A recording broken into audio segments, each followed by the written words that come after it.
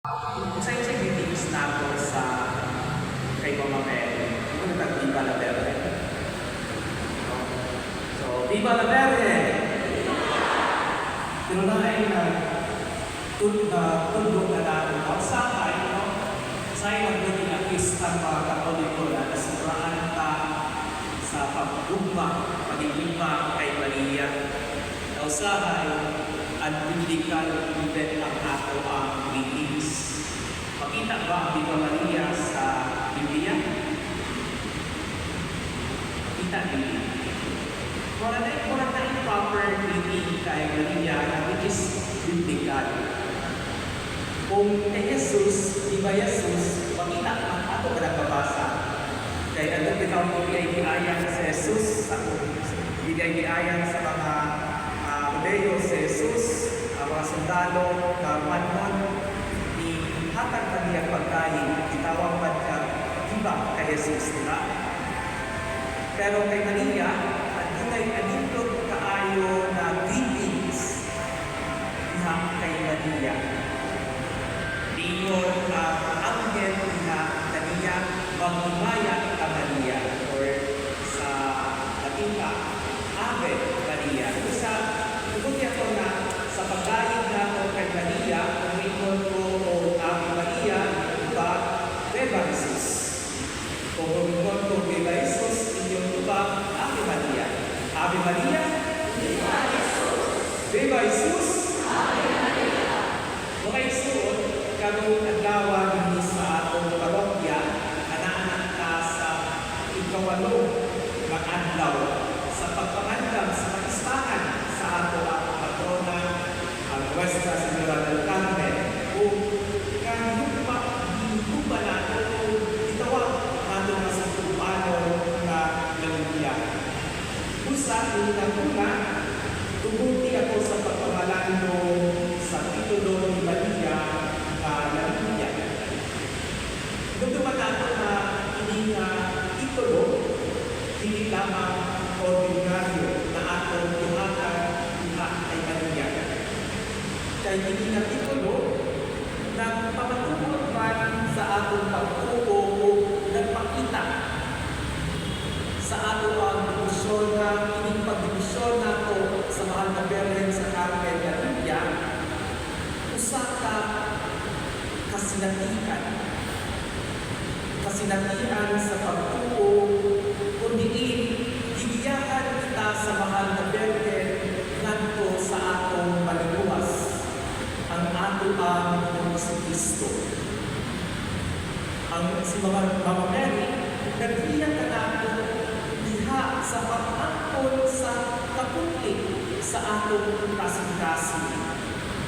Diha sa atong pagduol kay Diya, diha sa atong ang pagdibuson kay Mama Mary sa mahal na Birhen sa Carmen, usa kini ka kasilatian kung iingin agap ang matag sa kanato sa atong pagpaduol diha sa atong ang Ginoong Jesus.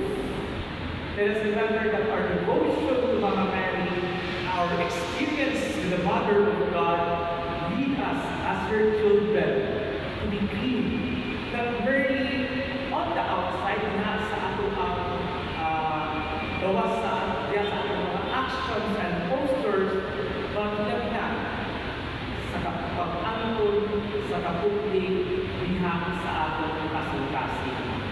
Usa pangaysuon, pagkalatong daw ta. Kung unsa ba kayon ang kahulugan, hiniling ato ang pagdibusyon diha sa mahal na Birhen sa Carmen na Lidia.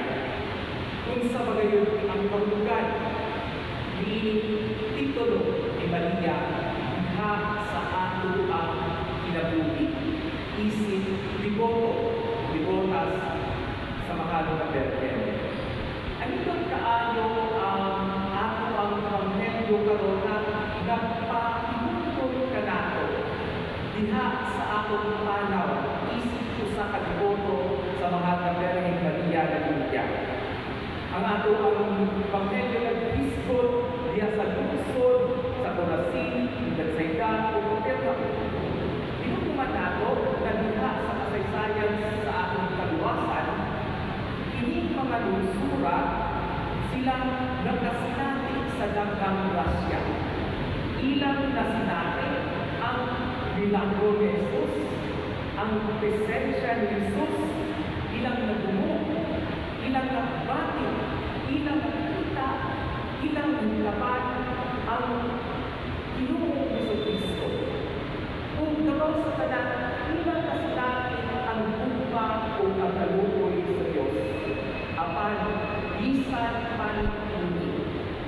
Wala sila mag-ursol o wala usap sila magpagpo sa ilang laputi. Kung isuot, ang problema nila, hindi ko kay wala nilang ika sa Jesus. Ang ilang problema na sila ay inyong pilit tuon na lungsod sa atong Ginoo or katagan sila ay kaluwasan kay tungod wala nilang tuuti ang ilang kasing-kasing na mausap na magtuon diha sa kaluwasan. Kung sa mga isuon, karong-adlaw ang Ebanghelyo naghatid kanato na diha sa atong paghimawat sa Ginoo, na diha sa atong pag-upo kaniya, anaa ulay na usaban diha sa atong kinabuhi. Na sa kanunay, ulian nato ang Kristohanong tawag sa tupang kalukoy o kaputi. Pagkatawag ko nato ang pag-usap, ang pag-inis sa atong sa atong kinabuhi, wala lang aman diha sa pagsaysay, pag-usan sa atong kamasala. Kaya bisan pagpapilaka ka ng atong pamamamusan, kung wala kay conversion, wala kay kasing-kasing sa pagpagpo, wala kay paningkamot sa pag-atol sa pagkababuhan, may business ang imong pangadaw-andaw na pag-usan. Kung ikaw ay suot, kung ano ninyo diha sa pagkakalando, na diha ba sa atong ang pag-ulo, isip Kristyanos, isip tumutuon Kristo, isip biboto sa mga kabernet, diha sa atong adlaw-adlaw na pagsimba, o pagsimba ng Iglesia ng Ginamas, Mases, diha ba sa atong pagposisyon, sa pag-ampo sa matang adlaw sa Santo Rosario, o kaha diha sa pagsuot nato sa Espiritualyo sa Bergen sa Carmen, ang dakong pangutana, at muna ba'y nausap diha sa atong kinabuhi. Mas sa iyong makitang mapasayuhod sa ulan. Mas mapausapan mo ba kita? Mas may kumbawon mo ba kita sa atong pamilya? Mas magmabunan mo kita diha sa atong nabawaanan? Mas dali ba kitang makatabang kadto sa mga nanginagdan? Kaya hindi ko ang mga isuon na ang inuod na pag-ilusyon sa kanilay magdalang nato sa pagkabig o pagpagpo sa kinabuhi. Diha sa atong pagsimba, diha sa atong pagsanto Rosario, diha sa atong pagsuot sa Espiritualyo sa mahal na Bergen. Naghatid ni kanato na ang atong binubuhay, na ang atong suko, mao'y atong mga kapitan. Busa mga isuot, ang kahulugan na sa atong devotion, labi na sa mga kabernet sa Carmen sa Lagunia, magtawag na nato, mag-awag na nato, na diha sa atong kaningkamot, diha sa atong pagpadayon sa atong